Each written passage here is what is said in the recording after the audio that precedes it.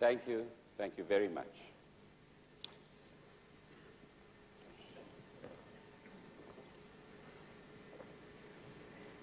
In Israel, our task as life insurance salesmen is not made more difficult by the recurring wars.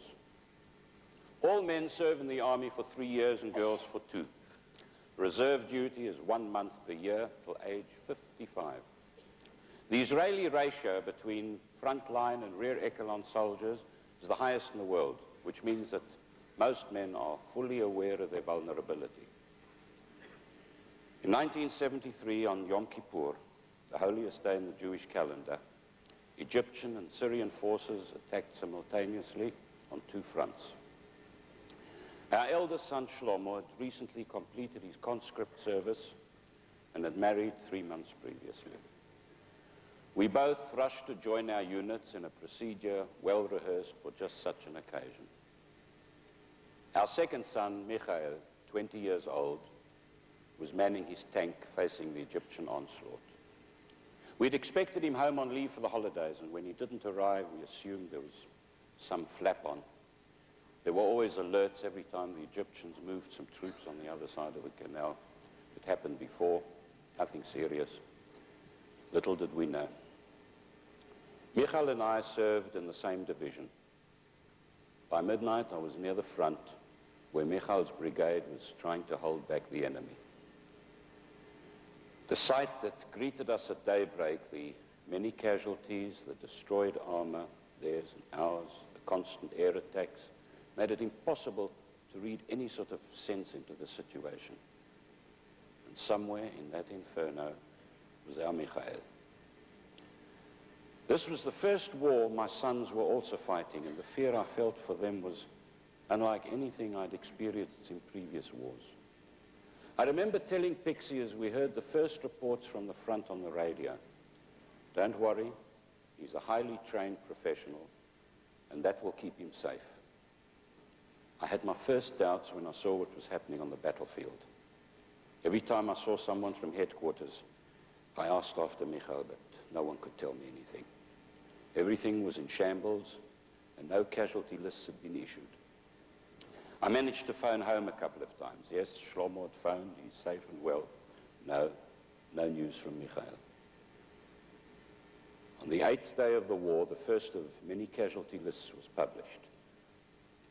Sergeant Yoel Tamari, killed in action. 1,400 hours on Yom Kippur. He had lived for 20 years, trained for 2, and fought like a tiger for 2 hours. May his memory be forever blessed.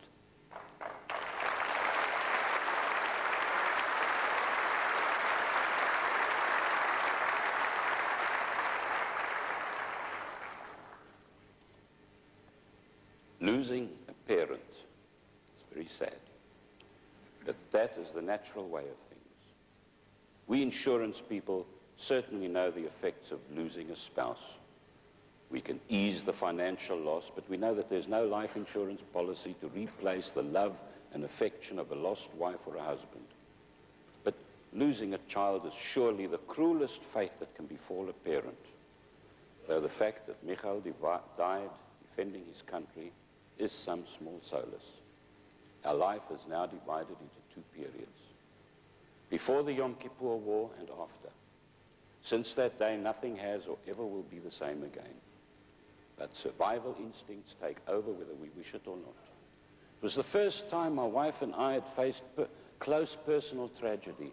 Both her parents and mine were alive and well. She and I were healthy, and we still had 3 wonderful children and a daughter-in-law. Thank God for our children, not that having 3 makes us miss Michael any less, but they give us daily reasons to go on living and enjoying it. We learned that work and activity are great healers. The mind cannot concentrate on more than one thing at a time. Sometimes I would walk out of a sales meeting and say to myself, for 2 hours I haven't thought of Michael. I was busy selling. And at first my conscience bothered me, but I've learned that that is as it must be, and life must go on. I learned to cry openly for the first time in my life. I learned that if you keep it all in, somewhere along the line, you'll explode. Sorrow must be shared and shown.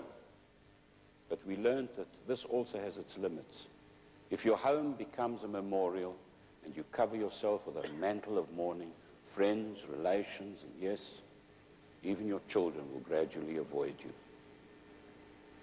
A good insurance agent must know so much. Products, tax laws, investments, all make it possible for us to tackle our clients' problems intelligently. But the greatest knowledge is understanding people, and that can't be got from books. We must learn from life, and I have through age and experience. Consider this. I'm a son, a husband, a father, and a grandfather. Each relationship has its own responsibility and commitment, its own source of understanding and empathy. My parents' situation has taught me the necessity of saving for old age. And as they grow older, both are in their 80s, I find myself convincing clients to prepare for longer retirement. People are living longer, people can work longer. As financial advisors, we can and must ensure that higher life expectancy will not put our clients into a living bankruptcy. As a husband, I've often told a prospect who envisaged his widow selling the home, taking a job, living on less, of my firm belief that my wife is my partner. She went through the hard years with me and is certainly entitled to that prosperity which usually only comes with middle age, even if I'm not around to provide it for her. As a father and grandfather, I can talk of my feeling of security, which comes from knowing that my children's futures are secure, no matter what happens to me. Now, I tell my clients that my children, now all married, have sizable policies protecting my grandchildren's future. So you see, age and maturity do have their advantages. And I can make my points based on personal experience. Yes, I have learned from life. When prospects belittle their chances of falling ill, I offer to show them the scar from my open heart surgery 6 years ago.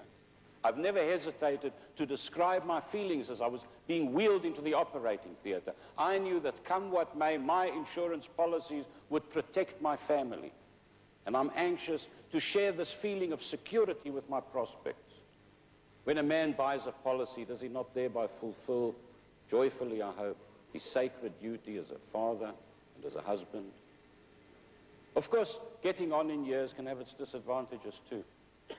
25-year-old client once asked me who would handle his insurance problems later on. He obviously didn't expect me to be around for another 30 years. That problem was solved 3 years ago when my youngest son, Danny, decided to join me in the business. He's brought new ideas and enthusiasms, and he's fearless in the face of the computer.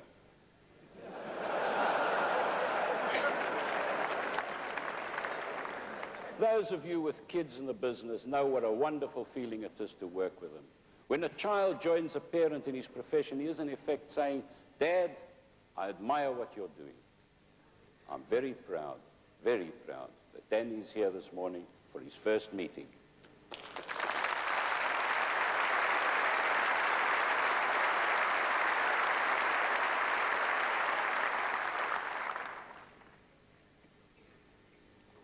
Last year, my daughter Olna joined us too.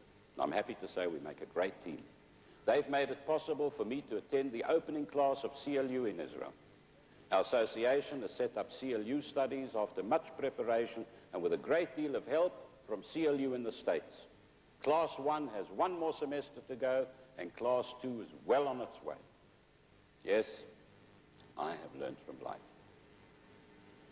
I've learned that while life is no picnic, it can be a ball. I've learned to give and take, and that giving is easier than taking. I've learned from life that there's love everywhere, and that even in the darkest moments, there's always the promise of a better future. But I've also learned that if we don't strive hard and well, that future promise will evade us. And I know that here is the place where we all give each other the helping hand in the upward climb to success. I thank the MDRT for the honor they've afforded me by asking me to speak to you. And I thank you all for your very kind attention and courtesy. Perhaps one day we will have the privilege of hosting the MDRT meeting in Jerusalem, the eternal city. Till then, shalom, and bless you all.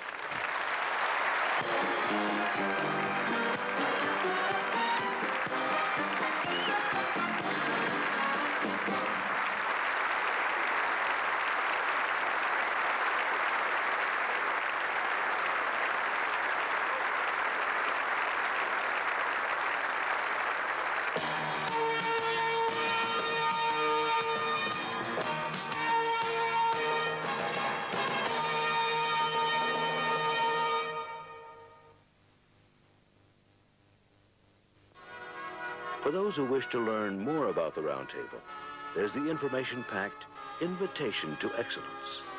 And in recognition of outstanding work in the life insurance profession, MDRT offers a wide range of insignia jewelry and membership plaques in honor of the finest in the business.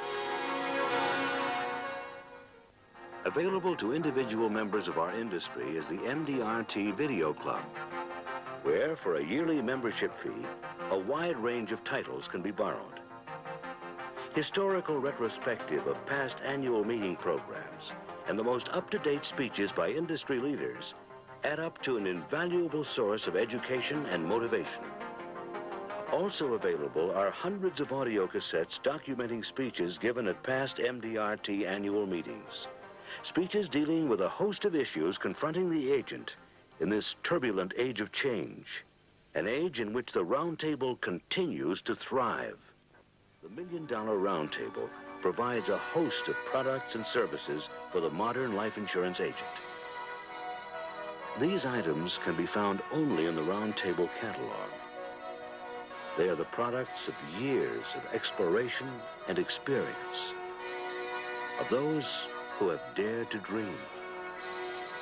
They are the tools of success.